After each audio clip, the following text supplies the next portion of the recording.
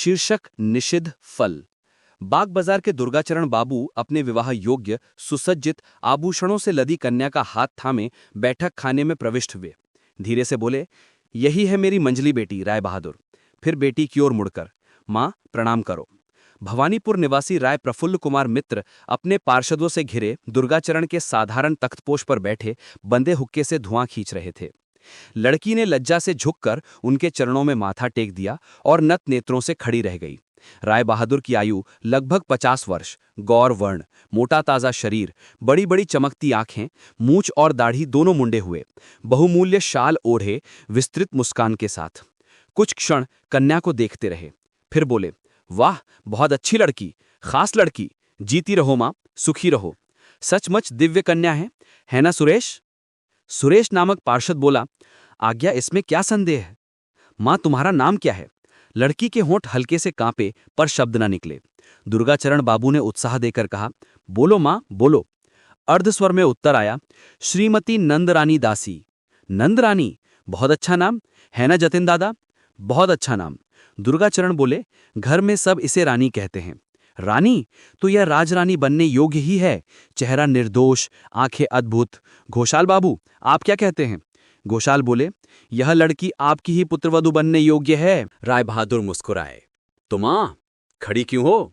बैठो, यहां बैठो। दुर्गाचरण बाबू, आप भी बैठिए। लड़की हिचकिचाई। पिता बोले, बैठो मां, बैठो। वह सिर झुकाकर पिता के पास बैठ गई। पढ़ती हो मां? आख्यान मंजरी दूसरा भाग, पद्मपाठ पहला भाग और सरल शुभांकरी। पान सजाना जानती हो? जानती हूं। दुर्गाचरण बोले, मेरी बड़ी बेटी ससुराल में पूरे घर का पान सजाती है। जो भी खाते हैं वही बनाती है। राय बहादुर ने चांदी की डिबिया से पान लिया, मुंह में रखते हुए बोले, अच्छा पान है। खाना बनाना सीखा है? सीखा है। आलू भुजिया, पटल भुजिया, मछली की झोल बना सकती हो? लड़की हल्के से मुस्कुराई, बना सकती हूं। राय बहादुर ने उसके कंधे पर स्नेह से थपकी दी, इतनी छोटी उम्र में? लक्ष्मी कन्या। दुर्गाचरण बोले, मैं पिता होकर क्या कहूं राय बहादुर। पिछले महीने जब मेरी पत्नी प्रसव में थी, बड़ी बेटी शिवपुर में थी, रानी ने ही सारा घर संभाला। इसे लेंगे तो सब जान जाएंगे। राय बहादुर सिर हिलाते हुए हंसे, लूंगा नहीं, लपक कर लूंगा। ऐसी लड़की कोई छोड़ता है ना सतीश? आज्ञा, इसमें क्या संदेह? राय बहादुर बोले, अच्छा, एक आखिरी प्रश्न, फिर मां को जाने दूं। उन्होंने नंदरानी के कंधे पर हाथ रखा और झुककर बोले, मां, क्या मेरे सफेद बाल चुन दोगी? दोपहर को जब मैं भोजन कर सोऊं तो इस बूढ़े नए पिता के पास बैठकर एक एक कर सफेद बाल चुन दोगी? ये तो नहीं सिखाया गया होगा, तुम्हारे पिता के सिर में तो सफेदी है नहीं। और वे जोर से हंस पड़े। नंदरानी के मुख पर भी हल्की हंसी उभरी। उसने सिर उठाकर देखा, जहां गिने चुने बाल दूर दूर बिखरे हुए थे। उसकी चुप्पी को स्वीकृति समझ राय बहादुर बोले, अच्छा मां, वो परीक्षा भी होगी, अब जाओ, भीतर जाओ। बाहर दासी खड़ी थी। नंदरानी जैसे ही तख्तपोश से उतरी, दासी ने उसका हाथ थामा और उसे अंतःपुर ले गई। हुक्का हाथ में उठाकर राय बहादुर लगभग 1 मिनट तक पूर्ण नीरवता में धुआं पीते रहे। कमरे में केवल हुक्के की हल्की सी आवाज और धुएं की मंथर लहरें थीं। फिर उन्होंने हुक्का दुर्गाचरण बाबू के हाथ में देते हुए कहा, तो भाई बताओ, शादी कब करोगे? अरे ये क्या, आपसे सीधे तुम कह बैठा।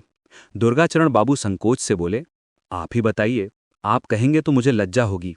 मैं तो हर विषय में आपसे छोटा हूं, उम्र में, धन में, मान में।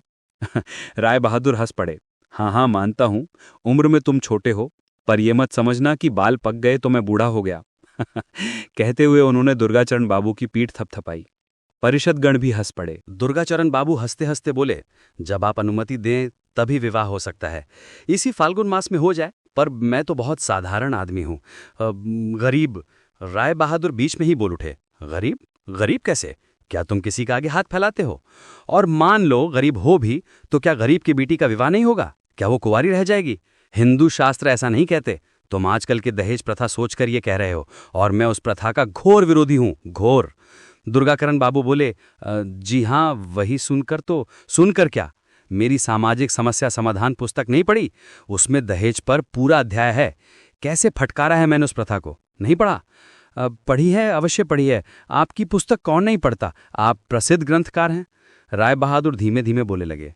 प्रसिद्ध प्रसिद्ध तो बंकिम है, वो मेरे बचपन के मित्र हैं। प्रेसिडेंसी कॉलेज में साथ कानून पढ़ते थे। भाराड़ी, आज देखो उनकी कितनी ख्याति है। नई पुस्तक निकली है राज सिंह, धड़ाधड़ बिक रही है, और मेरी किताबें अलमारियों में कीड़े खा रही हैं। एक पारिषद ने जिज्ञासा से पूछा, फिर क्या हुआ? राय बहादुर हुक्का हाथ में लेकर बोले, मैंने बंकिम से कहा, अब प्रेम और लड़ाई छोड़ो, ऐसे उपन्यास लिखो जिनसे देश का भला हो। दहेज प्रथा पर उपन्यास लिखो, बंगालियों की विलासिता पर लिखो, संयुक्त व्यापार पर लिखो। दिखाओ कि कैसे युवक मिलकर उद्योग करें, लखपति बने, सरकार से सम्मान पाएं।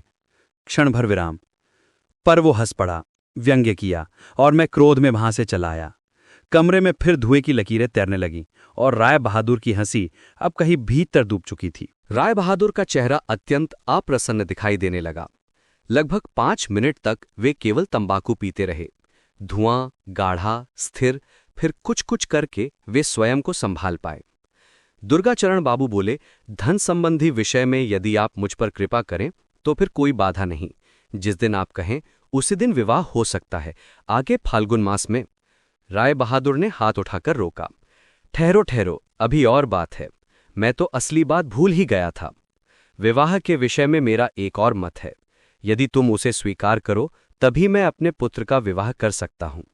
दुर्गाचरण बाबू कुछ भयभीत होकर बोले, कौन सा मत, आज्ञा करें। राय बहादुर तनिक संभल कर सीधे बैठते हुए बोले, मेरी पुस्तक सामाजिक समस्या समाधान में बाल विवाह पर एक अध्याय है, पढ़ा है? दुर्गाचरण बाबू घबरा कर बोले, जी शायद, ठीक ठीक स्मरण नहीं। राय बहादुर बोलते चले गए, उस लेख में मैंने सिद्ध किया है कि बाल विवाह हमारे समाज के लिए उत्तम है। जब तक संयुक्त परिवार प्रथा रहेगी तब तक इसके बिना उपाय नहीं। केवल पति ही स्त्री का परिवार नहीं होता, ससुर, सास, जेठ, देवर, ननद, सबके साथ उसे घर संभालना होता है। इसलिए छोटी उम्र से ही बहू को परिवार में ढल जाना चाहिए। क्यों, ठीक कहा ना? दुर्गाचरण बाबू बोले, जी हाँ, ठीक कहा। राय बहादुर आगे बोले, अतः सिद्ध हुआ बाल विवाह उपयोगी है, पर इसमें एक छोटा सा लेकिन है भाई, और वो लेकिन मेरी खोज है। बताओ वो क्या? दुर्गाचरण बाबू सिर खुजलाने लगे। कुछ उत्तर न दे सके। राय बहादुर बोले, बाल विवाह होगा, पर निश्चित आयु से पहले पति पत्नी का मिलन नहीं होगा। मैंने आयु भी निर्धारित की है। लड़की 16 से पहले, लड़का 24 से पहले एकत्र न हो। चिकित्सा शास्त्र देख लो, मेरा मत सही पाओगे। वे हल्की गर्भ हंसी हंसे और ठोड़ी उठाकर बैठ गए। दुर्गाचरण बाबू कुछ देर सोचकर बोले, कथन तो ठीक है, पर बड़ी कठिनाई है। मेरी रानी की आयु श्रावण में 12 पार कर 13 में पड़ेगी, तो क्या 3-4 वर्ष दामाद घर नहीं आएगा? राय बहादुर बीच में बोल पड़े, क्यों नहीं आएगा? अवश्य आएगा। जिस दिन कहोगे मैं भेज दूंगा। खिलाओ पिलाओ, आदर सत्कार करो, घर की स्त्रियां आनंद करें, पर नियम का पालन होगा। दुर्गाचरण बाबू बोले, ये तो बड़ी समस्या हुई। राय बहादुर उत्साह से उठ बैठे, समस्या ही तो, इसीलिए मेरी पुस्तक का नाम सामाजिक समस्या समाधान है। इसका सुंदर उपाय मैंने खोज निकाला है। साधारण है, पर किसी को सूझता नहीं। कौन सा उपाय? राय बहादुर हंसते हुए बोले, बहू अंदर रहे, लड़का बाहर सोए, बस हो गया। कहो कितना सरल उपाय है। दुर्गाचरण बाबू कुछ क्षण निस्तब्ध बैठे रहे, फिर बोले, लोक धर्म में क्या ये उचित होगा? किसी के विरोध करते ही राय बहादुर का स्वर कठोर हो उठा। मैंने जो उचित समझा वही लिखा। यदि तुम्हें उचित ना लगे तो कहीं और अपनी बेटी का विवाह देखो। मेरा निर्णय अटल है। पहाड़ हिल सकता है, पर प्रफुल्ल मित्र का वचन नहीं। कहकर वे गंभीर होकर बैठ गए। कमरे में फिर केवल हुक्के की आवाज और धुएं की मौन परतें। राय बहादुर के इस भाव परिवर्तन को देखकर दुर्गाचरण बाबू भयभीत हो उठे। यदि ये वर हाथ से निकल गया तो ये अत्यंत दुख की बात होगी। वर्ष में 40,000 की जमींदारी आए, कलकत्ता में 2-3 मकान, राय बहादुर का एकमात्र पुत्र बीए पढ़ रहा है, सुशील, सच्चरित्र, सुंदर युवक, और 1 पैसा भी दहेज नहीं। ऐसा अवसर कहाँ मिलता है? इसलिए विनयपूर्वक मधुर वचनों से दुर्गाचरण बाबू अपने भावी समधी का मन प्रसन्न करने में लग गए। घर जाकर परामर्श करके जैसा उचित होगा कल प्रातः आकर सूचित करेंगे, ऐसा कहकर विदा ली। राय बहादुर तब हंसते हंसते सपरिवार और पार्षदों सहित चले गए। उनकी विशाल लैंडो गाड़ी 2 घोड़ों की टापों से दुर्गाचरण बाबू की छोटी सी गली को कंपाती हुई मुख्य सड़क पर निकल गई। फाल्गुन मास में ही शुभ विवाह संपन्न हो गया। राय बहादुर के पुत्र का नाम श्रीमान हेमंत कुमार। फूलचैया हुई क्या? हाँ हुई, किंतु उसके बाद जितने दिन वधू वहां रही, वर से उसका फिर कोई साक्षात्कार नहीं हुआ। राय बहादुर पहले ही अपनी पत्नी और परिवार के सभी सदस्यों को कठोर आज्ञा दे चुके थे। गृहिणी अपने पति को जानती थीं, इसलिए आदेश बदलवाने का व्यर्थ प्रयत्न उन्होंने नहीं किया। 1 सप्ताह बाद रानी पितृगृह चली गई। दुर्गाचरण बाबू ने दामाद को बुलाना बुद्धिमानी का काम नहीं समझा। पत्नी के बार बार आग्रह पर बोले, देखो, दामाद को सुबह बुलाकर दोपहर लौटा तो सकता हूं, पर यदि समधी को यह विश्वास न हो कि बेटे और बहू का मिलन नहीं हुआ, तो मैं प्रमाण कहां से लाऊं? समधी का स्वभाव तुम जानती ही हो। ज्येष्ठ मास में जामाई षष्ठी आई। दुर्गाचरण बाबू ने रानी को शिवपुर में बड़ी बेटी के ससुराल रखकर एक अलीबाई साक्षी तैयार किया। फिर हेमंत कुमार को भर लाकर दामाद सत्कार किया। आषाढ़ मास में राय बहादुर वधू को अपने घर ले आए। हेमंत अब तक अंतःपुर में सोता था, अब बाहरी घर में निर्वासित हुआ। इस वर्ष उसकी परीक्षा थी, किंतु वह मेघदूत कंठस्थ करता और प्यार आदि छंदों में विरह के गीत लिखता हुआ वर्षा बिताने लगा। दिन में 2 बार जलपान और 2 बार भोजन के लिए ही हेमंत अंतःपुर में प्रवेश करता। वधू के आने के 15 दिन बाद एक दिन अचानक दोनों की आंखें मिल गई। फिर कभी कभी ऐसा होने लगा। नियत 4 बार की अतिरिक्त और 2-3 बार अंतःपुर जाने का बहाना हेमंत ने खोज लिया। एक दिन संध्या से पहले जल पीकर लौटते समय हेमंत ने देखा, वधू एक स्थान पर सिमटी खड़ी है, घूंघट में, आसपास कोई नहीं। गुजरते हुए उसने वधू की साड़ी को छू लिया। इसके बाद लगभग प्रतिदिन ऐसा होने लगा। धीरे धीरे पत्र विनिमय, पान विनिमय और न जाने क्या क्या विनिमय उन क्षणिक मिलनों में होने लगे। वर्षा बीती, शरद आई। भाद्र के अंतिम सप्ताह में, तब मास के पहले दिन पत्र निकलने की प्रथा नहीं थी, बंगबाणी मासिक पत्रिका में चकोर की पीड़ा शीर्षक से हेमंत की एक कविता छपी। नीचे उसका नाम हस्ताक्षरित था। किस प्रकार वो कविता राय बहादुर की दृष्टि में आ गई, अगले दिन उन्होंने समधी को पत्र लिखा। बहू की माता बहुत दिनों से यहाँ है। माँ के लिए शायद उसका मन बहुत व्याकुल है, अतः आश्विन लगते ही तुम उसे कुछ दिनों के लिए ले जाओ। दुर्गाचरण बाबू आए और बेटी को घर ले गए। कमरे में फिर वही मौन, वही दूरी और धीरे धीरे गहराता हुआ निषिद्ध फल का आकर्षण। कार्तिक मास में प्रेसिडेंसी कॉलेज खुलने के 2-3 दिन बाद कक्षा में बैठे बैठे हेमंत को एक पत्र मिला। लिफाफे पर लिखा हस्ताक्षर अपरिचित था, बंगला में, और स्त्री हस्ताक्षर जान पड़ा। हेमंत को आश्चर्य हुआ, क्योंकि कॉलेज के पते पर उसे कभी पत्र नहीं आते थे। टिकट पर मुहर देखी, शिवपुर। पास बैठे एक छात्र ने हंसकर कहा, क्या भाभी जी का पत्र है? नहीं कहकर हेमंत ने पत्र को कोट की जेब में छिपा लिया और अध्यापक के व्याख्यान में विशेष ध्यान देने का अभिनय करने लगा। पर भीतर उसके मन में प्रश्नों की बाढ़ उठ रही थी। 1. शिवपुर में तो मेरी बड़ी साली का ससुराल है, क्या वहीं से पत्र आया? 2. पहले कभी नहीं आया, आज ही क्यों आया? 3. क्या रानी ने दीदी के माध्यम से पत्र भिजवाया? 4. यदि ऐसा है तो क्या मुझे भी दीदी के माध्यम से पत्र लिखना चाहिए? 5. यदि लिखूं तो क्या पिता पकड़ लेंगे? 6. और सबके पिता जैसे होते हैं, मेरे पिता वैसे क्यों नहीं? इतने कठोर, इतने निर्दयी क्यों? इन कठिन विचारों के बीच अचानक हेमंत को प्यास लगी। वह कक्षा के अंतिम पंक्ति में दरवाजे के पास बैठा था। फिसलकर बाहर निकल गया। जल के लिए द्वारपाल के पास जाना नहीं पड़ा, क्योंकि प्यास बुझाने वाली वस्तु उसकी जेब में ही थी। बगीचे में उतरकर उसने पत्र खोला। उसमें लिखा था, पता 17 विनोद बोस गली, शिवपुर, 25 कार्तिक, कल्याणेशु। भाई हेमंत, तुम मुझे पहचान पाओगे या नहीं कह नहीं सकती, क्योंकि बस एक ही दिन तुमने मुझे बसर घर में देखा था, वह भी 8-9 महीने पहले। मैं तुम्हारी दीदी हूं, तुम्हारे ससुर महाशय की ज्येष्ठ कन्या। ऊपर लिखा हुआ पता मेरा ससुराल है। मेरी दीदी सास तुम्हें नहीं देख पाई, एक बार देखना चाहती। तुम्हारे कॉलेज से शिवपुर कोई बहुत दूर नहीं, अधिक से अधिक 1 घंटा।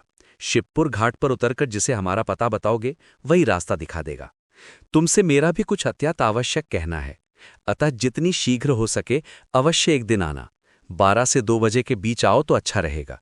मेरी सास की अनुमति से ये पत्र लिख रही हूं। आशीर्वादिका, तुम्हारी दीदी यामिनी। पुनश्च रानी कल से यहाँ है। आगामी रविवार को पिता आकर उसे ले जाएंगे। पत्र, विशेषतः अंतिम 2 पंक्तियां 2-3 बार पढ़कर हेमंत कक्षा में लौट आया। अध्यापक तब सोनेट का स्वरूप समझा रहे थे। सोनेट का सारा मधुर रस अंतिम 2 पंक्तियों में ही सिमट आता है। उस दिन कॉलेज में बाकी घंटों क्या व्याख्यान हुआ, हेमंत कुछ कह नहीं सकता। रात को शैया पर लेटे लेटे वह सोचता रहा, क्या रानी के आने से दीदी ने बुलवाया है, या सचमुच उनकी दीदी सास मुझे देखने को व्याकुल हैं। वहां जाऊंगा तो क्या रानी से भेंट होगी? मेरे भाग्य का क्या भरोसा। पितृ सत्य की रक्षा के लिए रामचंद्र वन गए थे, मैं क्यों पिता के सत्य को भंग करने जा रहा हूं? यदि दीदी का मन भी ऐसा ही हुआ तो? होने दो। यदि वे मुझे जल पिलाने को बाध्य करें, मैं नहीं पीऊंगा, एक पान तक नहीं खाऊंगा। पर फिर उसे लगा, भेंट तो होगी ही, अवश्य होगी। सब कुछ जानकर ही दीदी मुझे वहां बुला रही हैं। दीदी के पिता तो सत्यव्रती हैं, दीदी तो नहीं। शायद हमारे दुख से उनका हृदय कांप उठा है, इसी उपाय का आश्रय लिया है। नहीं तो घर के पते पर नहीं, कॉलेज के पते पर पत्र क्यों? और विशेष रूप से ये क्यों लिखा कि रानी रविवार तक वहां है? भेंट शायद होगी। इन्हीं विचारों में रात बीत गई। प्रभात हुआ। आज हेमंत ने स्नान भोजन शीघ्र निपटाया। अन्य दिनों से 1 घंटा पहले कॉलेज के लिए निकल पड़ा। आज 11 बजे से ही लेक्चर आरंभ थे।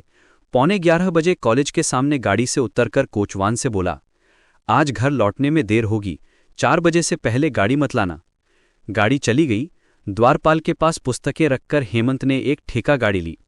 तब कलकत्ता में विद्युत ट्राम नहीं थी, घोड़े की ट्राम चलती थी, और वो बीच बीच में रुक जाया करती थी। हेमंत को ट्राम पर भरोसा नहीं हुआ। ठेका गाड़ी से चांदपाल घाट, वहां से नाव द्वारा शिवपुर। गंगा के वक्ष से शिवपुर दिखाई देने लगा। हेमंत उधर व्याकुल दृष्टि से ताकता रहा। नाव चल रही थी एकदम गजेंद्र गमन में। मल्लाह तो मानो कुबेर के बादशाह हों। शिवपुर घाट पर उतरते ही घर ढूंढने में कुछ समय व्यर्थ हो गया। रास्ते के लोगों से हेमंत ने एक एक करके सारी खबरें बटोरी कि गृहस्वामी हावड़ा का वकील हैं, उनका बेटा जिसकी शादी बाग बाजार में हुई है, कलकत्ता के किसी हाउस में नायब खजांची है।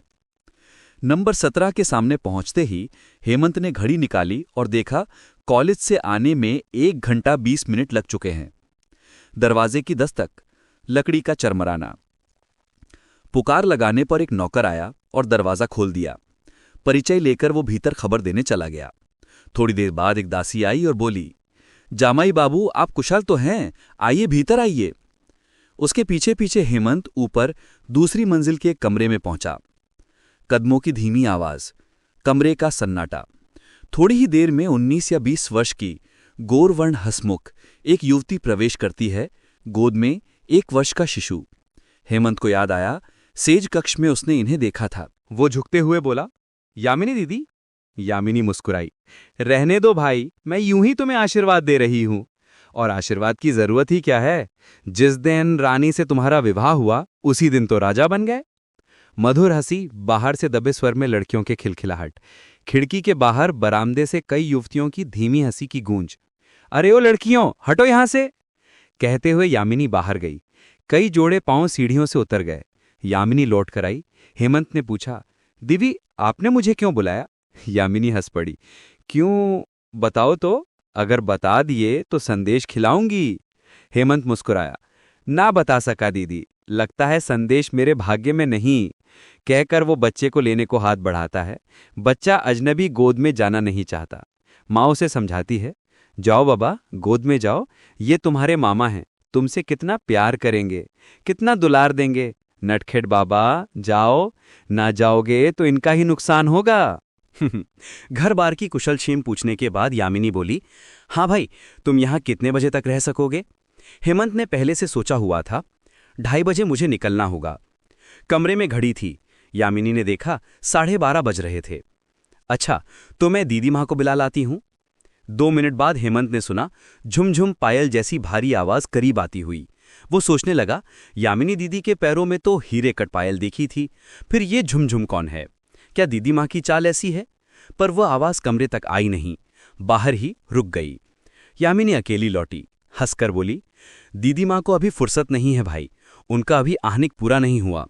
अगर किसी और से काम हो तो कहो, और कोई चाहिए? एक क्षण का मौन, दिल की धड़कन। हेमंत का चेहरा लाल हो उठा। आशा और आनंद से उसका हृदय धक धक करने लगा। यामिनी हंसते हुए बाहर से एक आकृति को खींच लाई। कुसुमी रंग की साड़ी में पूरा शरीर ढका हुआ। उसे भीतर धकेलकर बोली, लो भाई राजा, अपनी रानी लो। राजा रानी का अभिनय हम छिपकर नहीं देखेंगे, वो तो थिएटर में देख चुके हैं। मैं अब चलती हूँ, तुम निश्चिंत होकर 2 बजे तक राज करो, तब तक तुम्हारे लिए जलपान तैयार कराती हूँ। तेज कदम सीढ़ियों पर उतरने की आवाज़। उत्तर की प्रतीक्षा किए बिना यामिनी शोर करते हुए नीचे उतर गई। कमरे में गहरी निस्तब्धता, धीमी सांसों की आवाज़। कार्तिक बीत गया, अग्रहायण आ गया। रानी पिता के घर चली गई। अब हेमंत का कॉलेज नहीं था, व्याख्यान समाप्त हो चुके थे। फाल्गुन में परीक्षा थी। कुछ दिन घर रहकर हेमंत बोला, यहाँ के हंगामे में मेरी पढ़ाई बहुत बाधित हो रही है। मैं कलकत्ता के मेस में जाकर इन कुछ महीनों रहूंगा। पुत्र की पढ़ाई की लगन देखकर पिता ने कोई बाधा नहीं दी। हेमंत मेस में रहने लगा। इसी बीच उसका परिचय साले कुंजलाल से भी हो गया। अक्सर दफ्तर के बाद कुंज आकर उसे शिवपुर पकड़ ले जाता। यामिनी का बहन स्नेह भी इन दिनों बहुत बढ़ गया था। वह अक्सर रानी को पिता के घर से बुलाकर अपने पास रखती। फाल्गुन में हिम्मत की परीक्षा हुई। राय बहादुर ने भी बहू को अपने घर वापस बुला लिया। वैशाख के अंत में बीए का परिणाम निकला। गजट में हेमंत का नाम कहीं नहीं मिला। गर्मी की छुट्टी के बाद कॉलेज खुला। पिता बोले, घर के हंगामे में पढ़ाई नहीं होगी, तुम फिर कलकत्ते के मेस में ही रहो। हेमंत पिता से कुछ कहने का साहस ना कर सका। मां के पास जाकर उसने मेस की कठिनाइयों का, भोजन की अव्यवस्था का, स्वास्थ्य हानि का विस्तार से वर्णन किया। गृहिणी डरते डरते पति के सामने यह बात रखी और डांट खाकर लौट आई। हेमंत को फिर मेस ही जाना पड़ा। धीमी घड़ी की टिक टिक। पिता की आज्ञा से हर रविवार सुबह हेमंत घर आता, जलपान कर शाम को फिर लौट जाता। अंतपुर की ओर जाते हुए अब तो वो रानी की साड़ी का रंग तक न देख पाता। 2 रविवार इसी तरह बीत गए। तब एक दासी को घूस देकर हेमंत ने पत्नी के पास पत्र भिजवाया। हर रविवार दासी के माध्यम से दोनों का पत्र व्यवहार चलने लगा। शंख की दूर की ध्वनि, पूजा का वातावरण। धीरे धीरे पूजा आ गई। छुट्टियों में हेमंत मेस छोड़ घर आ गया। उसने बड़ी आशा की थी, कम से कम विजयादशमी के प्रणाम के बहाने ही सही रानी एक बार उसके पास आएगी। पर ये आशा भी टूट गई। अब हेमंत अत्यंत निराश हो उठा। घर आता, चुपचाप उदास आंखों से बैठा रहता, कभी कभी सिर पकड़कर सोच में डूब जाता। धीमी पदचाप, किसी का पास आना। एक रविवार दासी ने एकांत पाकर कहा, दादा बाबू, बौदीदी रोज रात रोती हैं। हेमंत चौंका, क्यों रोती हैं? दासी बोली, आखिर पति तो हैं, बौदीदी कहती हैं। ऐसा दुर्भाग्य लेकर आई हूं कि अपने स्वामी को आंख भर देख भी नहीं पाती। तुझे कैसे पता? जिस कमरे में बौदीदी सोती हैं, मैं उसी कमरे में नीचे बिछौना डालकर सोती हूं। अगले रविवार दासी बोली, दादा बाबू, एक बार आप बौदीदी से मिलिए। हेमंत, उपाय क्या है? अगर आप एक काम करें तो? क्या? जिस दिन आप आएं, कह दीजिए कि तबीयत खराब है, रुक जाइए। फिर बहुत रात में जब सब सो जाएंगे, मैं चुपचाप आकर दरवाजा खोल दूंगी। लंबा विराम, दिल की धड़कन। हेमंत सोच में पड़ गया। जिस कमरे में रानी सोती है, सीढ़ियां चढ़कर वही पहला कमरा है। पिता का कमरा उससे कुछ दूर। बहुत सावधानी से जाएं तो शायद सफलता असंभव नहीं, पर डर बहुत लगता है। अगर पकड़ लिया गया, छिछी, कितना बड़ा कांड। दासी बोली, क्या कहते हैं दादा बाबू? तुम्हारी बौदीदी क्या कहती हैं? वो कहती हैं, नहीं जी, ये सब मत करो, मुझे बहुत डर लगता है।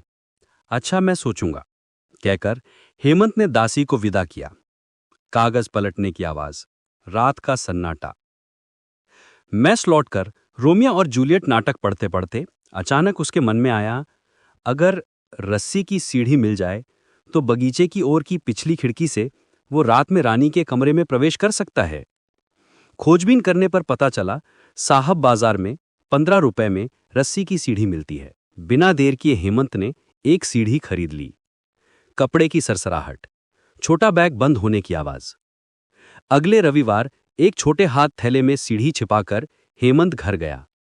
उचित समय पर दासी के हाथों वो सीढ़ी और एक पत्र पत्नी के पास भिजवा दिया। गहरी निस्तब्धता, आने वाले तूफान की अनुभूति। कागज की सरसराहट, कलम रुकती है, दिल की धड़कन। पत्र में लिखा था, मेरी हृदय की रानी, 1 वर्ष का विरह सह लिया, अब और नहीं होता। यदि इस बार भी तुम्हें एक बार ना देख सका तो मैं पागल हो जाऊंगा। दासी ने जो उपाय बताया था तुमने उसे अस्वीकार कर दिया। मैंने भी बहुत सोचकर देखा, वह सुरक्षित नहीं था, पर अब मैंने एक सुंदर उपाय खोज लिया है। यदि तुम साहस करो तो ही हमारा मिलन संभव है। दासी के हाथ जो वस्तु भेजी है वह एक रस्सी की सीढ़ी है। तुम अपने कमरे की उस खिड़की में जो बगीचे की ओर है उसका एक सिला बांध कर नीचे लटका देना, तो मैं बगीचे से उसी सीढ़ी के सहारे आसानी से तुम्हारे कमरे में चढ़ आऊंगा। रस्सी बहुत मजबूत है, टूटने का कोई भय नहीं। अब केवल तुम्हारा साहस चाहिए। कल रात 11 बजे सीढ़ी को अच्छी तरह बांधकर नीचे गिरा देना। 11 से 11:30 के बीच मैं दीवार फांदकर बगीचे के रास्ते तुम्हारी खिड़की तक पहुंच जाऊंगा। यदि तुम इस प्रस्ताव से असहमत हुई तो जान लो मेरा हृदय टूट जाएगा। मेरी लक्ष्मी, इनकार मत करना। कोई भय नहीं, किसी भी प्रकार का संकट नहीं। भोर में उसी सीढ़ी से उतरकर मैं फिर कलकत्ता चला जाऊंगा। तुम्हारा पति। गहरी सांस, कागज मोड़ने की आवाज। लगभग 2 घंटे बाद जब दासी आई, हेमंत ने पूछा, क्या निर्णय हुआ?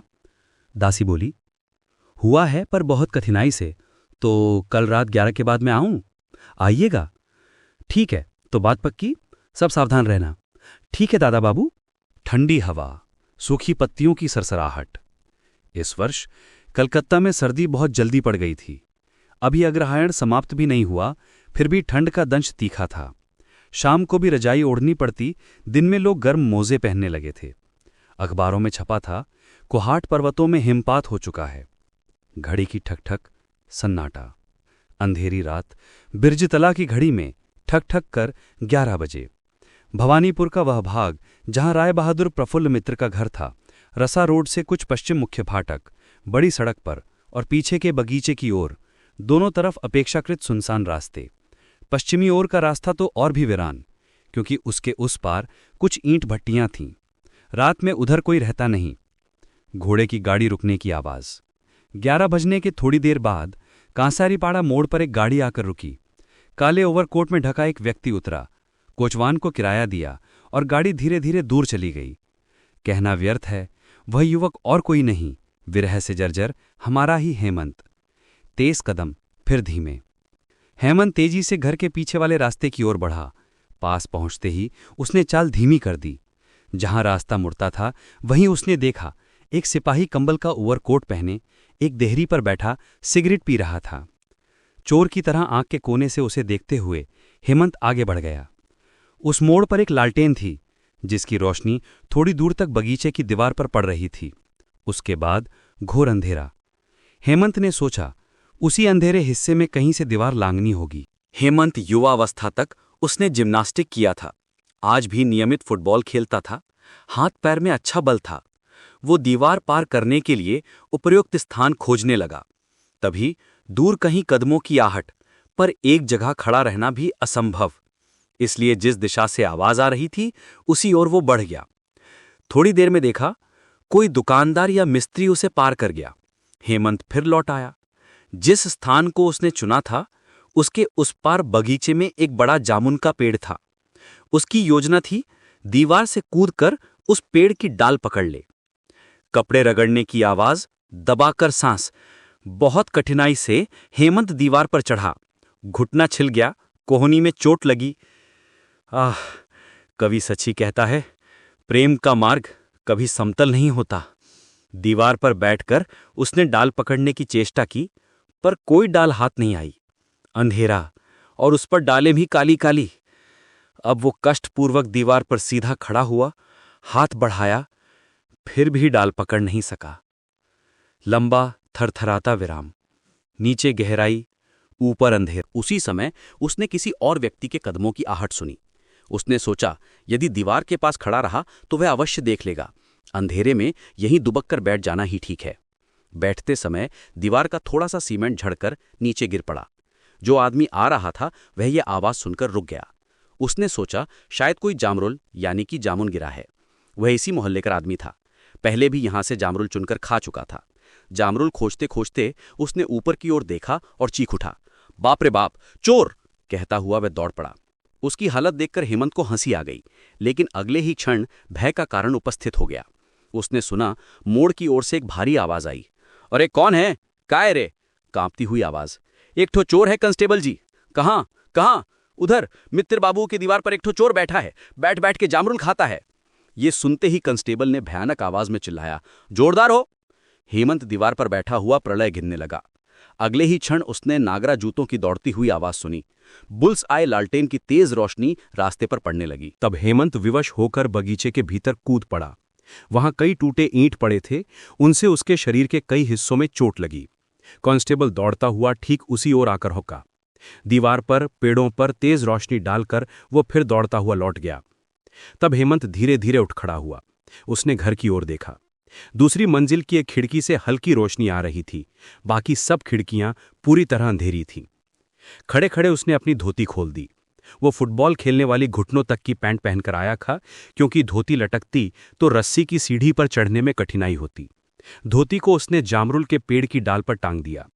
सुबह लौटते समय फिर पहन लेगा। कमर में बंधा हुआ आलवान यानी कपड़ा या पट्टा जैसा था वैसा ही रहने दिया। इस हालत में वो खिड़की की ओर बढ़ा। कहीं कोई फूल पौधा कुचल न जाए, इस डर से वो अत्यंत सावधानी से संकरे रास्ते खोज खोज कर आगे बढ़ने लगा। जब वो आधा रास्ता पार कर चुका था, तभी अचानक बगीचे का दरवाजा खुला। 3-4 आदमी हाथ में लालटेन लिए भीतर आए और बोले, कहाँ है कांस्टेबल जी? कांस्टेबल बोला, जामरुल वाले पेड़ के पास। तब वे धीरे धीरे जामरुल के पेड़ की ओर बढ़े। हेमंत एक पेड़ की ओट में खड़ा हो गया। आवाज पहचान ली। घर का जमादार महावीर सिंह और 2 दरबान कांस्टेबल के साथ आए थे। थोड़ा आगे जाकर महावीर सिंह बोला, कुछ भी तो नहीं दिखता। कांस्टेबल बोला, भाग गया क्या? अपनी आंखों से हमने कूदते देखा था। फिर वो क्या है? कहते हुए सब जामरुल के पेड़ की ओर बढ़े। कुछ ही क्षणों बाद हेमंत ने देखा, पेड़ की डाल से लटकती उसकी सफेद धोती पर लालटेन की रोशनी पड़ रही है। उस भय के क्षण में भी उसे हंसी आ गई। दौड़ो रे, पकड़ो चोर! कहते हुए वो सब उस कपड़े की ओर लपके। पास जाकर बोले, अरे धत तेरी, ये तो खाली कपड़ा है। उन्होंने कपड़ा उतार लिया और लालटेन की रोशनी में जांचने लगे। इसी समय दूसरी मंजिल की एक और खिड़की खुली। रोशनी बाहर आई। राय बहादुर की आवाज सुनाई दी, क्या है महावीर सिंह? कांस्टेबल और अन्य लोग चिल्लाए, हुजूर, बगीचे में चोर घुसा है। राय बहादुर बोले, खोजो पकड़ो। तब वे लालटेन लेकर बगीचे में खोजने लगे। हेमंत समझ गया, अब संकट सिर पर है। अभी वे आ पहुंचेंगे। अब उपाय क्या? दीवार फांदकर भागना ही एकमात्र रास्ता है। उसने जूते उतार दिए। वे जैसे जैसे बगीचे में आगे बढ़ रहे थे, वह भी पेड़ों की आड़ में दीवार की ओर सरकने लगा। कुछ ही देर में किसी ने चिल्लाया, वो रहा, वो उधर भाग रहा है। वहां एक बनावटी टीला था। हेमंत ने एक पत्थर उठाया और पूरी ताकत से उनकी ओर फेंक दिया। अरे बाप रे बाप, मर गया रे बाप! कहकर कोई करहा उठा। राय बहादुर ने पुकारा, क्या हुआ? इसी समय 2-3 और पत्थर तेजी से जा गिरे। लोग पीछे हट गए। बोले, हुजूर, पत्थर लगकर महावीर सिंह का सिर फट गया है। अच्छा रुको, हम बंदूक निकालते हैं, कहकर राय बहादुर ने जोर से खिड़की बंद कर दी। हेमंत समझ गया, अब दीवार के पास जाना सुरक्षित नहीं। रानी के शयन कक्ष की खिड़की पास है। यदि किसी तरह वहां पहुंच जाए तो सीढ़ी से चढ़ सकता है। फिर वे चाहे जितना बगीचे में खोजें, पिता चाहे जितनी गोलियां चलाए। ये सोचकर वो पेड़ों की आड़ में धीरे धीरे खिड़की की ओर बढ़ा। रस्सी की सीढ़ी पा गया और चढ़ने लगा। जब वो आधा चढ़ चुका था, तभी पिछली ओर से धड़ाम करके बंदूक की आवाज हुई। लालटेन लिए सेवकों के साथ राय बहादुर बगीचे में आ गए। बहू की खिड़की की ओर उनकी दृष्टि पड़ते ही वे चिल्लाए, कौन है रे? उसी समय हेमंत खिड़की तक पहुंच गया। भीतर घुसते ही उसने तुरंत सीढ़ी खींच ली और खिड़की बंद कर दी। राय बहादुर चिल्लाए, चोर घर में घुसा! दौड़ो, सब आदमी भीतर चलो, पकड़ो!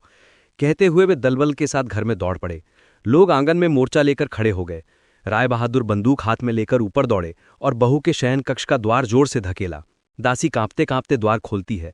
राय बहादुर भीतर घुसकर देखते हैं, फर्श पर उनकी पुत्रवधि मूर्छित पड़ी है और चोर पलंग पर ओढ़नी तानकर सो रहा है। अगले दिन राय बहादुर ने सामाजिक समस्या समाधान नामक पुस्तक का एक स्थान खोला। वहां 24 शब्द काटकर 22 कर दिया और 16 काटकर 14। यदि कभी पुस्तक का दूसरा संस्करण छपा तो इसी संशोधित रूप में छपेगा। प्रिय दोस्तों, अंत तक साथ रहने के लिए धन्यवाद। कृपया हमें प्रोत्साहित करने के लिए इस वीडियो को लाइक, शेयर और सब्सक्राइब करें। आपका सहयोग ही हमारी सबसे बड़ी प्रेरणा है। धन्यवाद।